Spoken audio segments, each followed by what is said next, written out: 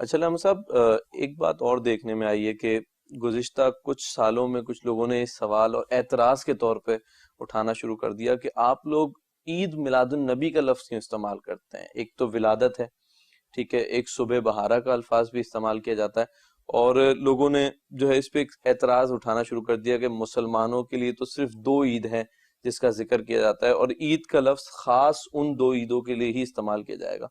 تو عید میلاد النبی کہنا اور اس مہینے کو عید میلاد النبی کا مہینہ کہنا، اس دن کو عید کا دن کہنا، اور اس پہ ایک اور اعتراض بھی ہے، اگر عید ہے تو عید کی نماز کیوں نہیں پڑھی جاتی؟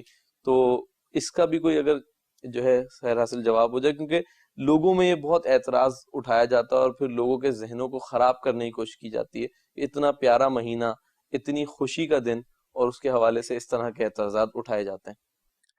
اس میں ایک سوال نہیں ہے، کئی سوال ہیں، میں ترتیب سے جواب دے دیتا ہوں۔ پہلی بات، لفظ عید کے معنی، ایک معنی ہوتے ہیں میننگ جس کو آپ کہتے ہیں لغت کے حساب سے، ایک معنی اصطلاحی جس کو ٹرم کہتے ہیں جو رائج، لغت میں معنی بار بار آنے والا، آنے والی، لوٹ کر آنے والی، عود سے ہے یہ۔ دوسرے اصطلاحی معنی خوشی کے ہیں، تہوار یا خوشی کے، آپ علمی اردو لغت میں دیکھ لیں، دیگر لغات میں دیکھ لیں، تو عید خوشی کے موقع کو کہا جاتا ہے۔ تو میں پوچھنا چاہوں گا کہ نبی کریم صلی اللہ علیہ وسلم کی آمد سے بڑھ کر کون سی خوشی ہوگی؟ تو آپ نے یہ دیکھ لیا کہ لفظ عید کے معنی، اب میں ایک دوست کو کہتا ہوں یار تیری دید میرے لیے عید ہے، تو میں ایک دوست کے دیکھنے کو اتنی خوشی میں کہہ رہا ہوں کہ عید کا لفظ، تو یہ لفظ عید کہنا یہ اس معنی میں ہے کہ ہم اس کو کوئی وہ شرعی عید کے طور پر، جس طرح عید الفطر اور عید الاضحیٰ کے اس کے احکام بھی بیان ہوئے، اس میں عبادت بھی بیان ہوئی، اس کو محبت سے عید کہا جاتا ہے، عقیدت سے عید کہا جاتا ہے، اور ایسا کہنا غلط نہیں۔ ایک بات، اب میں دوسرے اپنے بھائیوں سے کہوں گا کہ اگر آپ کو کہنا ہے عید، تو حدیث شریف میں ہے جمعہ مومنوں کی عید ہے، تو ہم کیا لکھتے ہیں عید الجمعہ، لیکن سب مانتے ہیں اور حدیث شریف میں ہے اگر ہم دیکھیں تو جمعہ مومنوں کی عید کیوں؟ اس لیے کہ وہ میلاد آدم علیہ السلام کا دن ہے، حضرت آدم کی ولادت، اچھا وہی دن ان کی وفات کا بھی ہے، مگر میلاد کی خوشی رکھی گئی کیونکہ نبی صرف ہماری آنکھوں سے اوجھل ہوتے ہیں، مرتے نہیں ہیں، تو میلاد آدم والے دن کو عید حدیث میں کہا گیا ہے۔ اچھا، ایک یہودی نے حضرت سیدنا عمر فاروق رضی اللہ تعالی عنہ سے کہا، اور یہ حدیث سنا رہا ہوں، کہ الیوم اکملت لکم دینکم، جب یہ آیت اتری وہ یوم عرفہ تھا، حج کا دن، حج کے رکن اعظم کا دن، تو اس نے کہا کہ یہ آیت ہم پر اترتی تو ہم اس دن کو عید بنا لیتے۔ تو اس عید بنانے کا کیا مطلب ہوتا؟ خوشی کا، لوٹ کر آنے والا نہیں، تو خوشی کے معنی میں لیا نا اس نے، عید بنا لیتے، کیونکہ اتنا یہ کسی اور نبی پر ایسا نہیں ہوا، بلکہ حضور صلی اللہ علیہ وسلم کی یہ خصوصیت ہے، ان پر تمام دین مکمل ہوا اور ان کی وجہ سے ہمیں ملا۔ تو حضرت فاروق اعظم فرماتے ہیں ہمیں عید بنانے کی ضرورت نہیں، وہ تو آلریڈی ہماری دو عیدیں تھیں، اس دن ہماری دو عیدیں تھیں، ایک تو جمعہ تھا، دوسرا یوم عرفہ۔ اب یوم عرفہ کو عام طور پر عید نہیں کہا جاتا، مگر فاروق اعظم فرما رہے ہیں جمعہ کو ہم لوگ عید پکارتے نہیں، مگر حدیث بتا رہی ہے، تو جمعہ عید، یوم عرفہ عید، انعام نازل ہوا ہے نا، تو نبی پاک صلی اللہ علیہ وسلم سب سے بڑی نعمت ہے، قرآن کا بیان ہے، تو جس دن وہ تشریف لائے اس کو عید کہنے میں کیا برائی ہے؟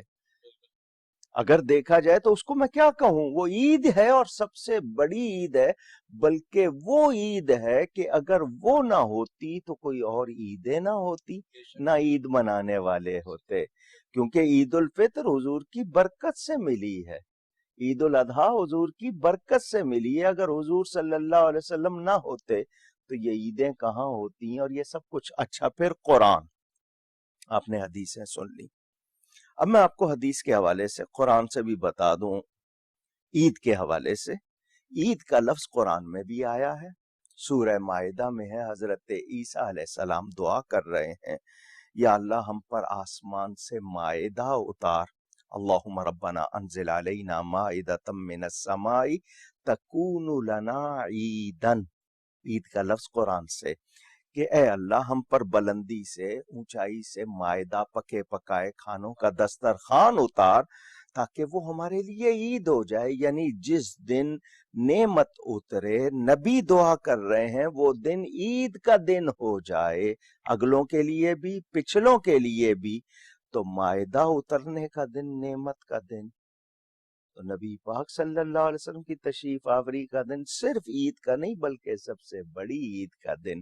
تو عید میلاد النبی صلی اللہ علیہ وسلم کہنا یہ کمال محبت عقیدت ہے، اور شرعن یعنی شریعت کے لحاظ سے اس میں کوئی روک ٹوک، کوئی قباحت نہیں ہے، بلکہ یہ تو مانا جائے کہ یہ عید نہ ہوتی تو کوئی اور عید نہ ہوتی.